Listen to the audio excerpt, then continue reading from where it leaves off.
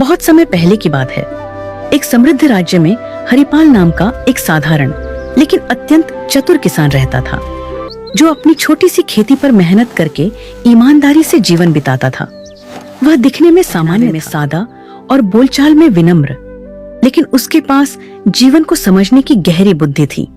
इसलिए गांव के लोग अपने झगड़े, फैसले और समस्याएं उसी से पूछते थे। के राजा वीरसेन न्यायप्रिय और विद्वान थे, पर उनके मन में एक चिंता थी कि आजकल लोग केवल किताबों का ज्ञान दिखाते हैं, जबकि सच्ची बुद्धि बहुत कम लोगों में होती है।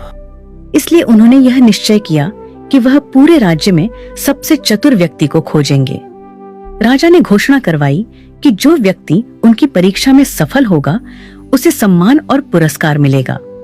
बड़े बड़े विद्वान, व्यापारी और चालाक लोग राजधानी पहुंचे, पर हरिपाल शुरू में नहीं गया, क्योंकि उसे न इनाम का लालच था और न दरबार की चाह। लेकिन गांव वालों के आग्रह पर वह साधारण वस्त्र पहनकर राजा के सामने उपस्थित हुआ।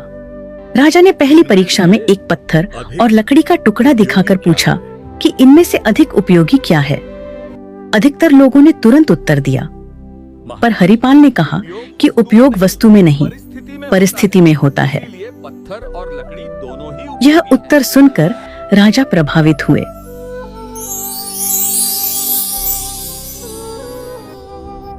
दूसरी परीक्षा में राजा ने पानी का घड़ा और सोने की थैली रखकर पूछा कि प्यासा मुसाफिर क्या चुनेगा।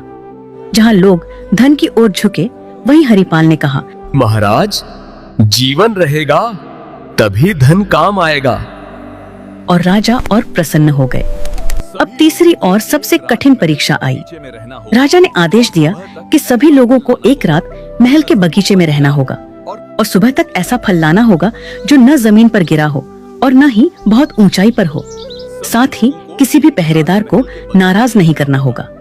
बाकी सब लोग इस परीक्षा को नामुमकिन मानकर पीछे हट गए, पर हरिपाल ने हार नहीं मारी।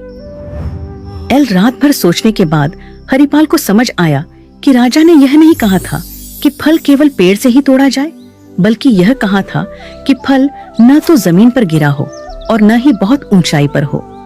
सुबह होते ही उसने महल के बगीचे में लगे फूलों के पौधों और झाड़ियों को ध्यान से देखा। तभी उसकी नजर एक अंगूर की बेल पर गई, जो दीवार के सहारे छड़ी हुई थी।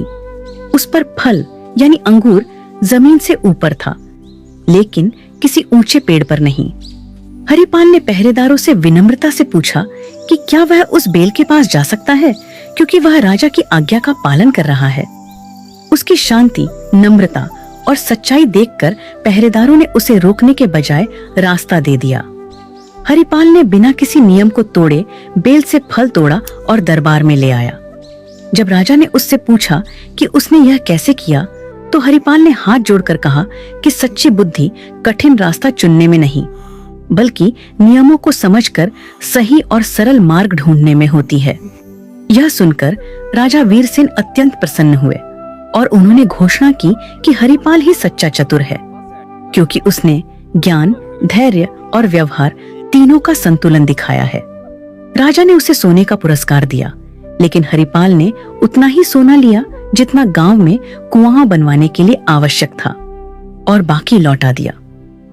यह देखकर राजा ने कहा कि जो बुद्धि दूसरों के भले के लिए काम आए, वही सबसे बड़ी बुद्धि होती है।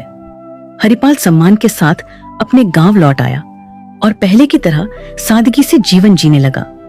लेकिन उसकी कहानी पूरे राज्य में फैल गई और लोगों ने समझ लिया कि सच्ची चतुराई दिखावे में नहीं, बल्कि सही सोच और सही आचरण में होती है।